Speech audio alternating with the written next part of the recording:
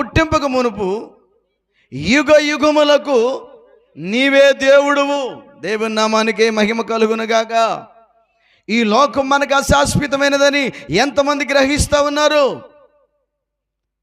మరి పెదకోటేశ్వర గారు బ్రతుకున్నప్పుడు ఎన్నో ప్రయాసాలు పడ్డాడు, ఎంతో సంపాదించాడు. తన పిల్లల కోసం, భార్య కోసం, కుటుంబం కోసం ఏమైనా తీసుకెళ్ళాడా? ఏమి తీసుకెళ్ళలేదు.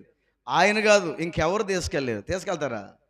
వెనకున్న వాళ్ళు ఎవరైనా తీసుకెళ్తారా? మన తాత ముత్తాతలు కూడా ఎవరు ఏమీ తీసుకెళ్ళలేదు. ఈ లోకంలో మనం ఏం తీసుకెళ్ళలేము. అయితే పరలోక రాజ్యంలో మనం గొప్ప స్థానాన్ని సంపాదించుకోవాలి. అది మనకి నిలవరమైన నివాసం. అది హల్లెలూయా.